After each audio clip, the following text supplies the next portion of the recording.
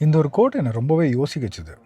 Your interest and passions are not random, they are connected to your purpose. அதாவது உங்களோட interest, எனக்கு சில விஷயங்கள் பிடிக்கும், உங்களுக்கு சில விஷயங்கள் பிடிக்கும். அது ஏன் தெரியாது. நீங்கள் கவனிச்சிருக்கீங்களா? நீங்கள் வந்து ஒரு இன்ட்ரெஸ்ட்டாக எடுத்து வச்சு பண்ணுவீங்க, படிக்கணும்னு ஆசையாக இருக்கும். அது 4 பேர்த்துக்கிட்ட போய் சொல்லும்போது they will not be able to relate with it.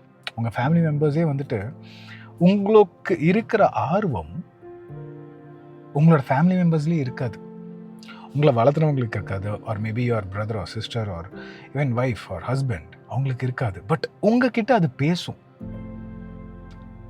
உங்களுக்கு தெரிஞ்ச அந்த இம்பார்ட்டன்ஸ் மற்றவங்களுக்கு தெரியாமல் இருக்கும். You know why? Because it spoke to you. அது உங்ககிட்ட தான் பேசிச்சு, வேற யாருக்கிட்டையும் பேசல. அது உங்ககிட்ட பேசினதுனால it is yours. only you can understand it. Problem என்ன தெரியுமா? நம்ம வந்து மற்றவங்க கிட்ட இது சொல்லும்போது and when they don't accept it, நம்ம அதை விட்டுருவோம்.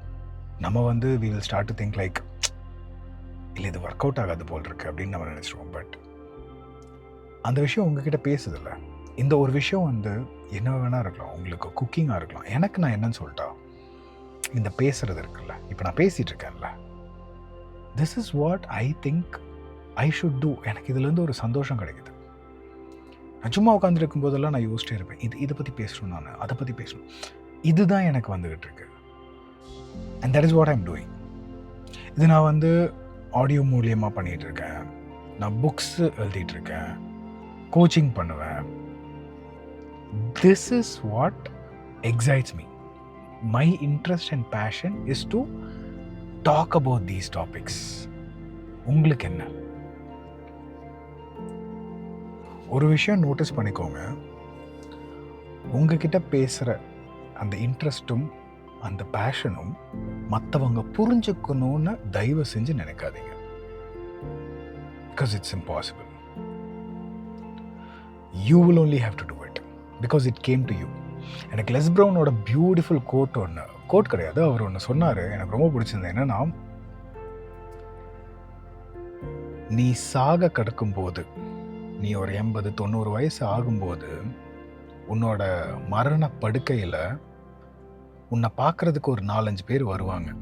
அந்த 4-5 பேர் யாரெல்லாம்னா, உனக்கு வந்த ஐடியாஸ், உனக்குள்ளார இருக்கிற ஸ்கில்ஸ், உனக்குள்ளார இருக்கிற பேஷன், அவங்க எல்லாரும் முன்னாடி வந்து சொல்லுவாங்க, we came to you.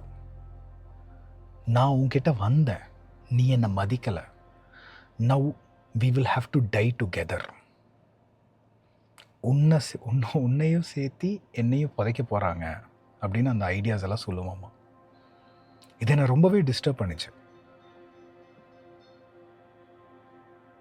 அப்போ தான் நான் முடிவு பண்ணேன், சக்ஸஸ் ஆகுது இல்லை, நமக்கு வந்த ஐடியாவை நம்ம எக்ஸிக்யூட் பண்ணிடணும். இது சொல்லும்போது பகவத்கீதாவோட கோட்டும் ஞாபகம் வருது, செயலை செய் பலனை எதிர்பார்க்காது. எல்லாமே இன்டர் கனெக்டட்ல.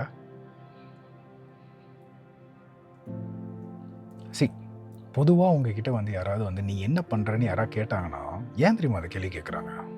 நிஜமாகவே அவங்களுக்கு தெரியணுங்கிற ஆசை கிடையாது. உங்களை எந்த அளவுக்கு மதிக்கணுங்கிற ஆன்சரு நீங்கள் கொடுக்க போகிற பதில் அது இருக்கு.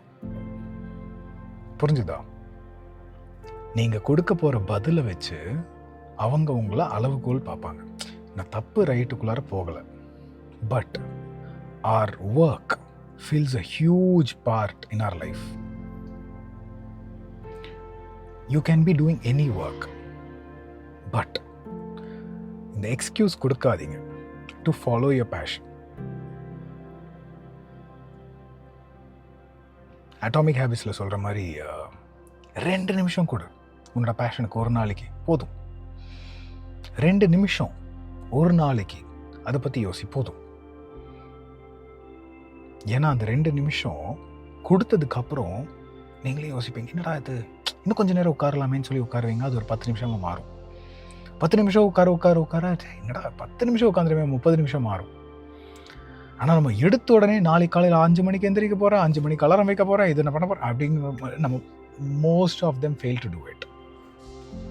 Why don't you try this? Just 2 minutes to follow your passion. எனக்கு இன்னொரு பிடிச்ச ஒரு கோட் இருக்குது, அதையும் நான் உங்களுக்கு சொல்கிறேன். மார்க் ட்வெயின் அப்படிங்கிறவரை சொன்னது, there are two most important days in your life.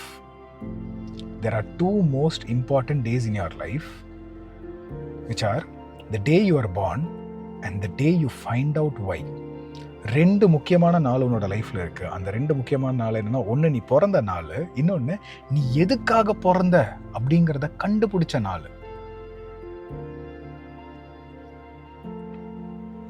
இந்த நாள் அந்த நாளாக இருக்கட்டும்.